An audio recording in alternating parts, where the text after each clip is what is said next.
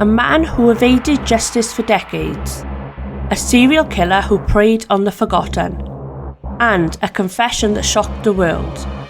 This is the chilling story of Samuel Little, the most prolific serial killer in American history. From 1970 to 2005, Samuel Little terrorized the United States, taking the lives of 93 victims.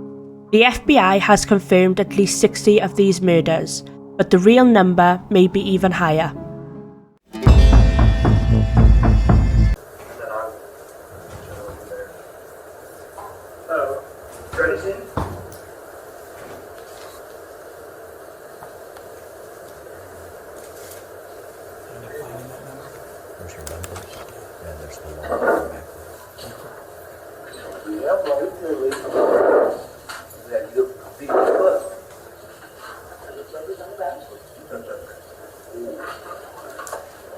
Ms. Tiley, can you hear me? Yes, Your Honor. Ms. Webb will be sitting down in 1 second.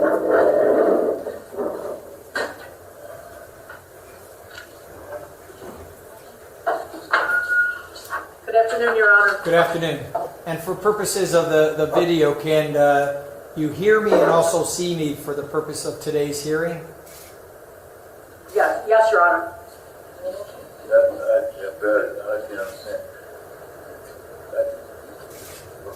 Your Honor, Mr. Little does have some difficulty hearing, so if we could keep the volume up from that end, that would be very much appreciated, and we can also relate things to him. Very good. And then if there's an issue that you can't hear me, then you can let me know. I'll make sure that I can correct that for the record. Fair enough? All right. Thank you, sir. All right. We're going to go on the record then with respect to this afternoon's docket. So we have case number 640008. It's the state of Ohio versus Samuel Little. Mr. Little, for purposes of today's hearing, there's going to be a few matters that I'm going to address, and I'm going to need to have your cooperation.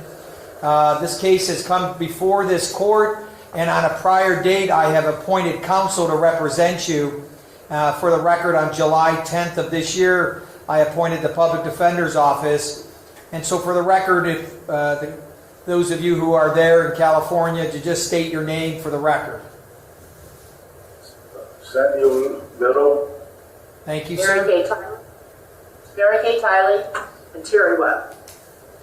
All right, so Ms. Webb and Ms. Tiley, for the record as well, before I begin to outline some of the procedures that will follow, have you had ample opportunity to speak to your client about today's proceedings?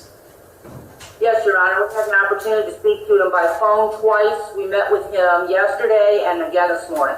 All right, thank you. And for purposes of today's hearing, does he waive his presence here in Cuyahoga County, the state of Ohio? Will he allow this proceeding to go forward by video? Yes, Your Honor. All right, thank you. But who was Samuel Little, and how did he evade capture for so long? Born in the 1940s, Little led a life of crime from a very early age. Arrested over 100 times for theft, assault and drug-related charges. But he always seemed to slip through the cracks, and when it came to murder, he was nearly invisible. Little targeted the vulnerable, women struggling with addiction, sex workers, and those living on society's margins. He knew law enforcement often ignored these cases, and he used that to his advantage. His method? Strangulation, leaving no obvious wounds. Many of his victims' deaths were misclassified as overdose or natural causes. His reign of terror finally came to an end in 2012. Arrested for drug charges in Kentucky, his DNA was entered into a database. It was then linked to 3 unsolved murders in Los Angeles. This time he couldn't escape. In 2014, he was convicted and sentenced to life without parole. But the true horror came later. In 2018, Samuel Little began confessing. One by one, he detailed the murders, giving investigators information that only the killer would know. His memory was eerie. He could recall faces, locations, and even clothing decades after the crimes were committed. North Little Rock. Tell me what that girl looked like. Oh man, I loved her. I forget her name. Oh wait, I think it was Ruth. Okay. She was a heavy set, big old yellow hair, and had buck teeth. It had a gap between the teeth, that's what it was. And she was like honey colored skin, and she had like her hair was not really long. It was. How tall do you think she was? She was about 5'7". How much do you think she weighed? She weighed about close to 200, about 170. 180. Pretty big girl. Yeah. Now, where did you meet her at? Okay, down in the crack house. Her and about 6 other girls were sitting on the porch. The dude selling crack in there. I stopped to go in there. I seen the girl, that's why I stopped. We stayed together 2 days or more. I think it was about 3 days. We was going shoplifting. We went to Sears. We went to Kroger's, and that's where I got busted. Mm-hmm. They took me to jail, and she went and stayed in the car. And the manager of Kroger's, I guess he got tired of her laying on his property in that car. He called the station where I was at in North Arkansas to drop the charges. Mm-hmm. So he can come down and get this gal and car out of here. They cut me loose.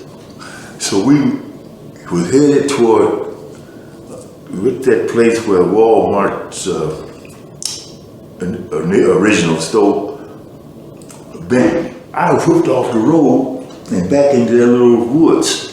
There was a cornfield back there. I pulled through it, and on the other side of the cornfield was a trash pile. I parked the car facing out where I could see anybody coming in. So I pulled her out of the car. She's too big for me to carry her. So I just pulled her out of the car and laid on that trash that was lit there. So was it like a cornstalk pile, or was it? Yeah, a bunch of corn stalks. What could you see from there? I could see the highway, and in the woods is that way. But it's right outside of Little Rock. I was about 10 miles from it. From North Little Rock, you think 10 miles? Yeah, it was about 10 miles. Okay. With his help, dozens of cold cases were solved, giving long-awaited closure to grieving families. Some victims, however, remain unidentified to this day. On December 30th, 2020, Samuel Little died in prison at the age of 80. But his legacy remains, a terrifying reminder of how easy it is for a predator to go unnoticed for decades.